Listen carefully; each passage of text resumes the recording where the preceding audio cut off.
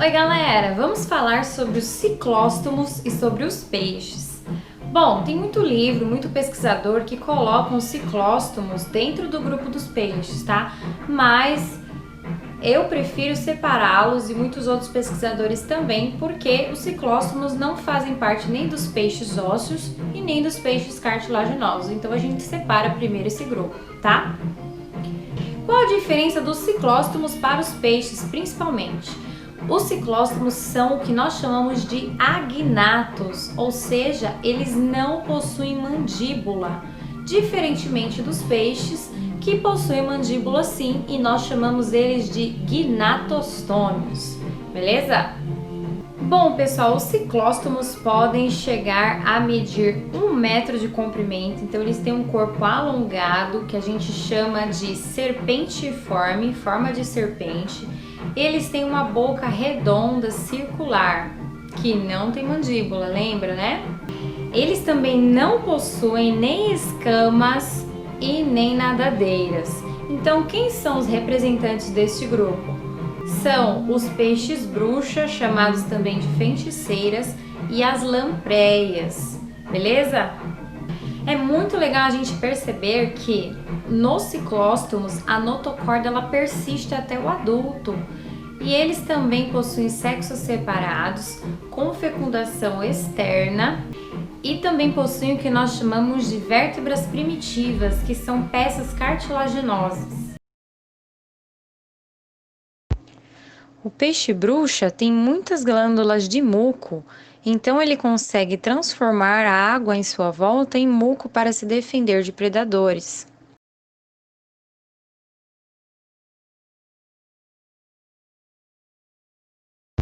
Já as lampreias, quando jovens, se enterram na areia no fundo dos rios e podem ficar por lá até 7 anos.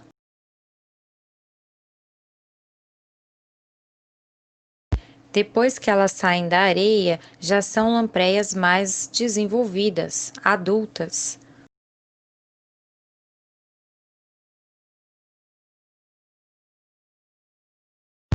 Suas brânquias estão completamente desenvolvidas e elas podem enxergar.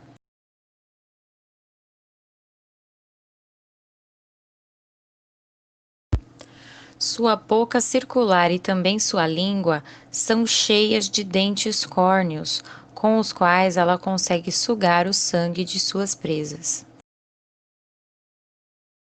Quando a lampreia consegue se fixar em uma presa, ela suga boa parte de seu sangue, deixando muitas cicatrizes. Já os peixes, pessoal, como eu falei no comecinho do vídeo, são divididos em peixes ósseos e peixes cartilaginosos, justamente pelo esqueleto do peixe ósseo ser constituído por pequenos ossinhos, enquanto que o peixe cartilaginoso apresenta vértebras e estruturas cartilaginosas, como diz o nome, tá? Então, nós temos uma diversidade enorme de peixes e eles vivem em diversos ambientes também de água salgada e água doce, né? Com diversos formatos diferentes, inclusive o cavalo marinho é um tipo de peixe, né? Nós temos também o baiacu que consegue inflar. Então nós temos uma variedade riquíssima de peixes com diversos formatos vivendo em diferentes ambientes. Apesar dessa diversidade toda, todos eles têm elementos em comum. Todos eles possuem a capacidade de flutuar, todos eles possuem uma forma do corpo, independente do formato diferente, é uma forma hidrodinâmica, uma forma que facilita a dinâmica dentro da água, né? Eles possuem uma pele mucosa, cheia de glândulas e possuem nadadeiras. Nos peixes, nós sabemos que as brânquias fazem a função do sistema respiratório deles. Além disso, eles também possuem escamas protetoras por todo o corpo e também possuem uma circulação fechada. Espécies que fazem parte do grupo dos peixes cartilaginosos: tubarões, raias, ou você também pode falar raia, tá? Cações, que são tubarões pequenos, e quimeras. Então apenas essas espécies fazem parte desse grupo e todos os outros peixes que você imaginar fazem parte do grupo ósseo. Bom, a maioria desses peixes cartilaginosos são o que nós chamamos de carnívoros ativos, ou seja, eles caçam, né, para comer. Eles também possuem de 5 a 7 pares de fendas branquiais e eles possuem o que nós chamamos de nadadeira heterocerca. Sabe aquela nadadeira quando você vê o rabinho do tubarão, que uma nadadeira é maior e a outra é menorzinha? Então, nós temos nadadeiras de tamanhos diferentes, por isso, heterocerca, beleza? Ah, e a boca deles está numa região que nós chamamos de ventral. É uma boca ventral, uma boca mais para a região de baixo do corpo. Em alguns machos dos peixes cartilaginosos, nós vamos encontrar o órgão copulatório, chamado clasper. E a reprodução deles, portanto, é feita de forma interna, fecundação interna no corpo da fêmea, né? E aí nós temos também uma curiosidade, os tubarões e as raias podem ser ovíparos ou vivíparos. Significa que a fêmea pode dar à luz ao filhotinho já totalmente desenvolvido ou ela pode depositar os seus ovos. Você já viu um ovo de tubarão ou raia? Eles também possuem uma pele muito resistente, com aspecto de lixa quando a gente passa a mão. Eles possuem grandes escamas, que aí a gente chama de escamas placoides, porque elas parecem grandes placas por todo o corpo. É diferente de quando você vê um peixe ósseo.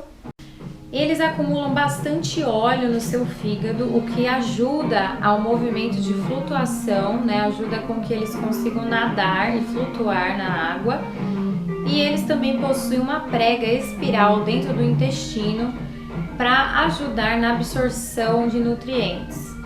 Os peixes ósseos, diferente do que nós falamos nos cartilaginosos, apresentam uma grande quantidade de escamas, que normalmente são mais arredondadas e achatadas, possuem uma boca para a frente do corpo e não mais ventral. Também possuem sexos separados, porém fazem uma fecundação externa. Eles possuem algumas estruturas que a gente não encontra nos peixes cartilaginosos. São elas os opérculos, que são como se fossem tampinhas que abrem e fecham, protegendo as brânquias que ficam lá embaixo.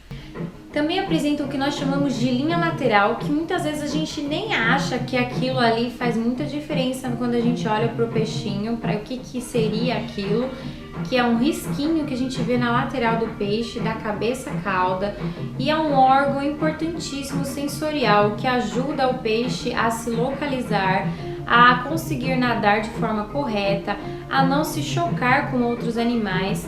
É um órgão específico da parte sensorial muito importante. Bom, e mais uma característica que a gente não vê nos cartilaginosos é a presença do que a gente chama de bexiga natatória. Nada mais é do que um órgão interno nesses peixinhos que fica cheio de gás, né, cheio de ar e faz com que esse peixe consiga flutuar. Então ajuda muito mais na flutuabilidade desses animais do que os tubarões e as raias equimérias que não possuem bexiga natatória. Você sabia que porque os cartilaginosos não possuem essa estrutura, eles precisam nadar muito mais, estar em constante movimento para não afundar? Por isso que tubarão, por exemplo, quando a gente vê em filmes, em desenhos, eles estão sempre em movimento, muito agitados. Eles precisam nadar mais, já que eles não têm bexiga natatória. Olha só que interessante, né?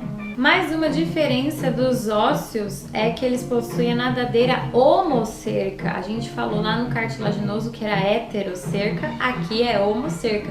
Significa que as nadadeiras, principalmente a caudal, elas têm um formato mais semelhante, mais homogêneo, certo?